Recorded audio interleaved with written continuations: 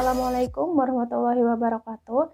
Yang terhormat dosen mata kuliah Seminar Pendidikan Biologi, Ibu Rita Istiana SSI MPD, dan teman-teman saya yang saya sayangi.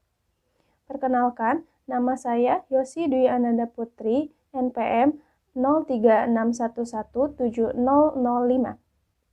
Pada kesempatan kali ini, izinkan saya memaparkan hasil analisis saya mengenai pengaruh limbah bawang merah sebagai pupuk organik dalam budidaya sayuran di lembah Rio Negro. Yang pertama ialah identitas jurnal. Penulisnya ialah G. Pallegero, Miglierina, G. Ascar, M. Turcato, R. Jimen Balesta, dengan tahun terbit 2017 bervolume 6. Judul dari jurnal ini ialah Effect of the Onion Residue Compost as an Organic Fertilizer in a Vegetable Culture in the Lower Valley of the Rio Negro. Jurnal ini dipublish oleh Recycle.org West Agriculture. Penelitian ini merupakan penelitian yang dilakukan 2 tahun berturut-turut, yakni dimulai pada tahun 2010 sampai 2011. Pada tahun pertama dilakukan uji substrat, yaitu SCO atau substrat komersial yang digunakan oleh produsen hortikultura. Substrat ini merupakan campuran antara lumut gambut sphagnum, vermiculit, kalsit, dolomit, dan bahan basah. Untuk tahun berikutnya dilakukan uji CCA atau kompos yang terbuat dari limbah bawang merah dan kotoran ternak. Penelitian yang dilakukan pada tahun kedua ini merupakan penelitian yang sepenuhnya digunakan kompos dan dibandingkan dengan pupuk urea komersial. Selanjutnya, latar belakang. Produksi pertanian di lembah Rio Negro, Argentina telah meningkat pesat selama beberapa tahun terakhir.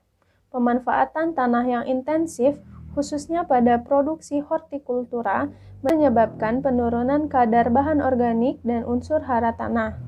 Terlebih, tanah daerah lembah Rio Negro kebanyakan bertipe aridisol atau seperti tanah di gurun.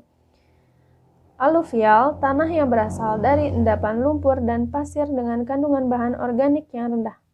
Penerapan pemeliharaan organik pada tanah dapat dilakukan dengan penggunaan kompos yang berasal dari berbagai jenis limbah. Hal tersebut dapat membantu menghasilkan perbaikan kandungan organik tanah yang signifikan. Menurut Brown et al. 2006, Kowaljow dan Mazzarino 2007, menegaskan bahwa keunggulan penambahan kompos terhadap sifat kimia edafis atau faktor yang berhubungan dengan keadaan tanah dapat meningkatkan kapasitas penyangga, kapasitas pertukaran kationik tanah, peningkatan kesuburan tanah, serta pasokan unsur hara, terutama kandungan natrium, fosfor, kalium, kalsium, dan besi. Upaya pemeliharaan kandungan bahan organik dalam penelitian ini ialah dengan cara pemberian kompos. Kompos yang digunakan ialah berasal dari limbah bawang merah dan kotoran ternak. Selanjutnya, tujuan penelitian. Tujuan utama dari penelitian ini ialah untuk mengevaluasi kompos sebagai pupuk organik berdasarkan campuran limbah bawang merah dan kotoran sapi. Metode yang digunakan ialah eksperimen dengan desain acak lengkap yang melibatkan 5 perkelakuan dan 1 kontrol, dengan masing-masing 10 pengulangan. Pengujian dilakukan di Rumah Kaca Universitas Nasional del Comahue yang terletak di kota Viedma, Argentina. Objek penelitian ini ialah selada atau Lactuca sativa. Pengujian dilakukan dengan 2 cara, yaitu menggunakan pot dan petak percobaan. Media yang digunakan untuk menanam selada ialah menggunakan tanah khas di wilayah tersebut. Tanah yang digunakan ialah tanah aridisol yang mengandung pH 8,3 dan 2,2% bahan organik. Tanah tersebut dicampur dengan kompos yang berbeda-beda, yaitu 20, 40, 60, dan 80 mg per hektar are. Selain itu, digunakan pula kontrol dan urea komersial seberat 0,26 mg per hektar are. Untuk analisis statistik yang dilakukan ialah dengan analisis varian atau ANOVA, dilakukan untuk penentuan data, serta uji 2K 5%, dilakukan untuk melakukan perbandingan ukuran. Selanjutnya ialah metode penelitian perlakuan pada pot percobaan. Perlakuan dilakukan dalam pot tanaman yang diisi dengan 5 kg tanah. Tanah ini dicampur dengan jumlah kompos yang bervariasi dibandingkan dengan perlakuan kontrol dan pupuk kimia atau urea. Dosis kompos dan pupuk kimia untuk diterapkan per pot dihitung kandungan nitrogennya menggunakan alat Baselin volumetrik. Kedalaman tanah per pot ialah 15 cm dan kepadatan nyata tanah ialah 1,3 mg per meter kubik. Kemudian, jumlah kompos yang sesuai masing-masing dicampur dengan tanah. Saat bibit mencapai daun sejati kedua dan ketiga, dilakukan penjarangan. Hanya menyisakan 1 tanaman per pot. Selanjutnya, penyiraman kompos dilakukan setiap 3 hari sekali. Kemudian, penyiraman air dilakukan setiap hari hingga waktu panen sekitar 90 hari. Kemudian, di akhir siklus budidaya, tanaman dikeluarkan dari pot. Pada setiap tanaman ditentukan bobot segar total atau total fresh weight, bobot segar udara atau aerial fresh weight, dan bobot segar bagian akar atau root fresh weight. Selain itu, diukur juga bobot kering total, yaitu total dry weight, bobot kering udara atau aerial dry weight, dan bobot kering akar atau root dry weight. Selain itu, panjang akar dalam satuan sentimeter juga diukur. Selanjutnya, metode penelitian perlakuan pada petak percobaan. Benih selada disemai dalam nampan starter. Ketika mencapai daun sejati ketiga sampai keempat, bibit dipindahkan ke petak-petak dengan jarak petak lebih dari 70 cm dan jarak tanam 30 cm menggunakan pola tanam double row plantation atau rekayasa pola tanaman pada lahan yang kering. Pupuk urea diaplikasikan dalam 2 dosis. Pertama saat transplantasi dan kedua 45 hari kemudian, atau sekitar pertengahan siklus budidaya. Penyiraman dilakukan dengan irigasi tetes sesuai dengan kebutuhan tanaman. Kemudian untuk pengendalian gulma dilakukan dengan cara manual. Setelah sekitar 90 hari, siklus budidaya selesai dan semua tanaman dalam petak dipanen untuk mengevaluasi hasil. Hasil tersebut diukur dengan cara yang sama dengan perlakuan pada pot percobaan.